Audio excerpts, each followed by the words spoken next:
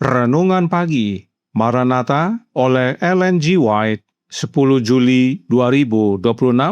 Mari kita berdoa. Bapa kami yang di sorga, Allah pencipta langit dan bumi, laut dan segala isinya, Allah yang maha besar, maha kuasa, sumber segalanya yang kami sembah selalu melalui anak-Mu yang tunggal, Yesus Kristus. Terpujilah Yesus, anak Allah yang maha tinggi, yang adalah roh yang menghidupkan bagi kami. Pada pagi hari ini kami bersyukur boleh bangun dan berbakti dan sebagaimana membaca dan mendengarkan nasihat firman-Mu, kiranya ini menjadi kekuatan bagi kami semua agar tidak takut menjadi martir. Beserta kami sepanjang perbaktian ini kehendak-Mu yang jadi, ampun kami akan dosa dan salah, karena kami berdoa hanya dalam nama anak Allah yang tunggal, Yesus Kristus, yang adalah Tuhan dan Juru Selamat kami. Amin. Renungan hari ini akan dibacakan oleh Saudara Roy Pondaah. Kepada Saudara Roy, kami persilahkan. Selamat pagi. Bacaan renungan pagi kita pada hari ini berjudul Para Martir di Akhir Zaman.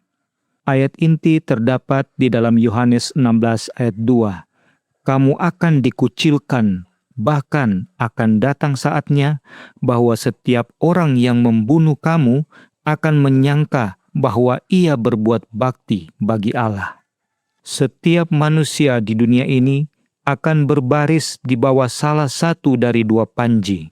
Kedua pasukan akan berdiri terpisah dan berbeda, dan perbedaan ini akan begitu nyata sehingga banyak yang akan diyakinkan oleh kebenaran dan berpihak kepada umat Allah yang memelihara hukum-hukumnya. Ketika pekerjaan besar ini terjadi dalam pertempuran, sebelum konflik penutup terakhir, banyak yang akan dipenjarakan, banyak yang akan melarikan diri demi hidup mereka dari kota dan desa, dan banyak yang akan menjadi martir demi nama Kristus dalam membela kebenaran. Dengan dekrit yang menegakkan lembaga kepausan yang melanggar hukum Allah, bangsa kita, Amerika Serikat, akan sepenuhnya memutuskan diri dari kebenaran. Sebagaimana kedatangan tentara Romawi menjadi tanda bagi murid-murid akan kehancuran Yerusalem yang akan datang, demikian pula kemurtatan ini dapat menjadi tanda bagi kita bahwa batas kesabaran Allah telah tercapai, bahwa ukuran kejahatan bangsa kita telah penuh, dan bahwa malaikat belas kasihan akan segera pergi, tidak akan kembali lagi. Umat Allah kemudian akan dicemplungkan ke dalam adegan penderitaan dan kesusahan yang digambarkan oleh para nabi sebagai masa kesusahan bagi Yakub.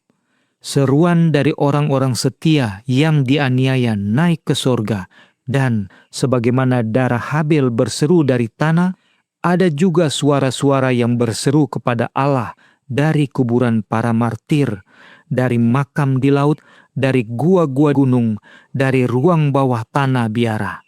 Berapa lamakah lagi, ya penguasa yang kudus dan benar, engkau tidak menghakimi dan tidak membalaskan darah kami kepada mereka yang diam di bumi? Wahyu 6 ayat 10.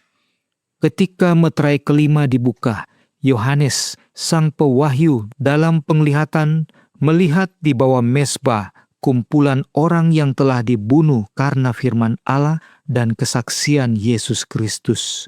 Setelah itu, datanglah adegan-adegan yang digambarkan dalam Wahyu pasal 18. Ketika mereka yang setia dan benar dipanggil keluar dari Babel.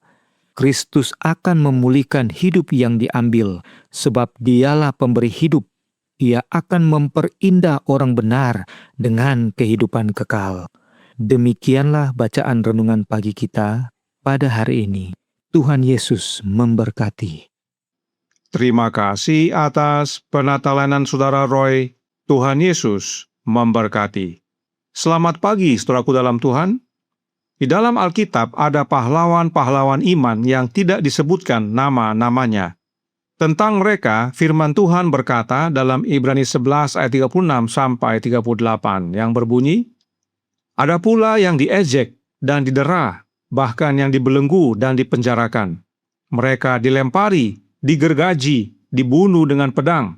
Mereka mengembara dengan berpakaian kulit domba dan kulit kambing sambil menderita kekurangan, kesesakan, dan siksaan. Dunia ini tidak layak bagi mereka. Mereka mengembara di padang gurun dan di pegunungan, dalam gua-gua dan celah-celah gunung. Tentang hal ini, Roh Nubuat berkata dalam The Great Controversy, halaman 650 paragraf 1. Para ahli waris Allah berasal dari loteng, gubuk, penjara bawah tanah, tiang gantungan, gunung, padang gurun, gua-gua di bumi, dan dasar laut. Di bumi mereka alami kekurangan, kesesakan, dan siksaan. Jutaan orang pergi ke liang kubur dengan membawa aib karena mereka dengan teguh menolak untuk menyerah pada tuntutan tipu daya setan. Oleh pengadilan manusia, mereka dinyatakan sebagai penjahat paling keji. Dan dalam tulisan lainnya dikatakan, di Acts of the Apostles halaman 512 paragraf 1. Dari rak, pancang, dan kamar di bawah tanah, dari sarang dan gua dari bumi ini, di sanalah jatuh ke telinganya teriakan kemenangan orang yang mati syahid itu. Ia mendengar kesaksian dari jiwa-jiwa yang kuat, yang meskipun kekurangan, kesesakan, dan disiksa, namun menyaksikan dengan tidak gentar untuk kepercayaan mereka dengan mengatakan, "Karena aku tahu kepada siapa aku percaya." Orang-orang yang menyerahkan hidup mereka kepada iman ini menyatakan kepada dunia bahwa Dia kepada siapa mereka telah percaya sanggup untuk menyelamatkan dengan sempurnanya. Para ahli waris Allah ini rela hidup kekurangan, kesesakan, dan disiksa karena mereka tahu kepada siapa mereka percaya. Siapakah Dia yang mereka percaya ini? Perkataan ini diambil dari kesaksian Paulus dalam 2 Timotius 1 ayat 12. Bahwa Paulus percaya kepada Yesus, sebab Yesuslah yang sanggup menyelamatkan dengan sempurna.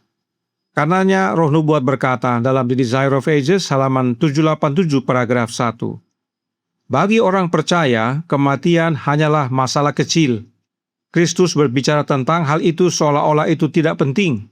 Sesungguhnya barang siapa menuruti firman-Ku, ia tidak akan mengalami maut sampai selama-lamanya. Bagi orang Kristen, kematian hanyalah tidur saat hening dan gelap. Kehidupan tersembunyi bersama Kristus di dalam Allah. Dan apabila Kristus, yang adalah hidup kita, menyatakan diri kelak, kamu pun akan menyatakan diri bersama dengan Dia dalam kemuliaan. Yohanes 8 ayat 51 dan 52, Kolose 3 ayat 4. Inilah pentingnya percaya kepada Yesus dan memiliki hidup Yesus. Sebab bila Yesus adalah hidup kita, maka saat Yesus datang kedua kali, kita akan dibangkitkan dan bersama-sama dengan Yesus dalam kemuliaan.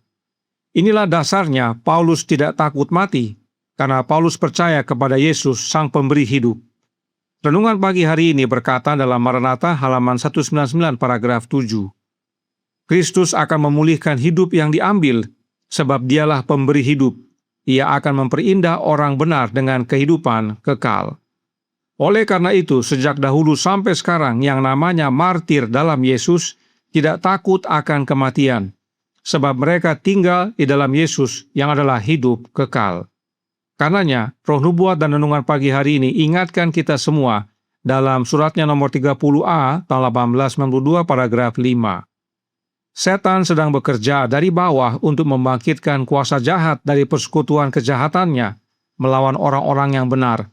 Ia, yaitu setan, menanamkan sifat-sifatnya sendiri ke dalam kekuatan manusia.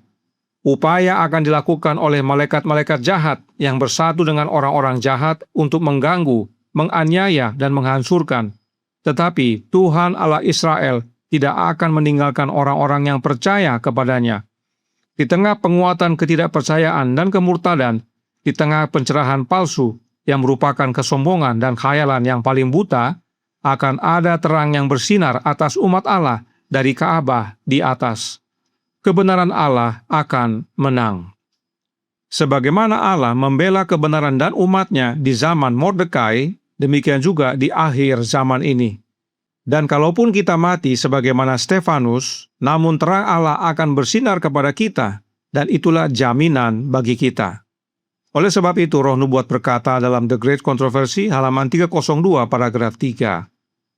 Dari penjara bawah tanah, dari tiang gantungan pembakaran, dari panggung-panggung hukuman mati, di mana orang-orang saleh dan para syuhada bersaksi demi kebenaran, terdengarlah ucapan-ucapan iman dan pengharapan selama berabad-abad. Diyakinkan oleh kebangkitannya secara pribadi dan juga kebangkitan mereka sendiri pada kedatangannya, kata seorang Kristen, mereka menganggap remeh kematian itu dan didapati bahwa mereka berada di atasnya. Mereka rela mati agar mereka bisa bangkit kepada kebebasan. Saudaraku dalam Tuhan, sebelum konflik penutup berakhir, banyak yang akan dipenjarakan, banyak yang akan melarikan diri demi hidup mereka dari kota dan desa, dan banyak yang akan menjadi martir demi nama Kristus dalam membela kebenaran. Namun, mereka semua rela mati agar bangkit kepada kehidupan kekal, sebab mereka mati dalam Yesus yang adalah hidup yang kekal. Tuhan memberkati, saya bawa dalam nama Yesus. Amin. Mari kita berdoa. Bapa kami yang di sorga, Allah pencipta langit dan bumi, laut dan segala isinya, Allah yang maha besar, maha kuasa, sumber segalanya, yang kami sembah selalu melalui anak-Mu yang tunggal, Yesus Kristus. Terima kasih atas nasihat yang menguatkan tentang pengalaman para martir zaman dahulu. Biarlah itu menjadi pengalaman kami, sebab mereka tidak takut mati, karena mereka tinggal dalam Yesus. Yesus adalah hidup mereka, dan itulah pengharapan akan kemuliaan. Karenanya tolong kami ya Bapa, karuniakanlah roh anak-Mu dalam hidup ini, sebab dengan menerima rohnya Yesus itulah wujud menerima hidup Yesus, dan bila mana Yesus adalah hidup kami, itulah keselamatan. Beserta kami sepanjang hari ini kehendak-Mu yang jadi, ampun kami akan dosa dan salah, karena kami berdoa hanya dalam nama Anak Allah yang tunggal, Yesus Kristus, yang adalah Tuhan dan Juru Selamat kami. Amin.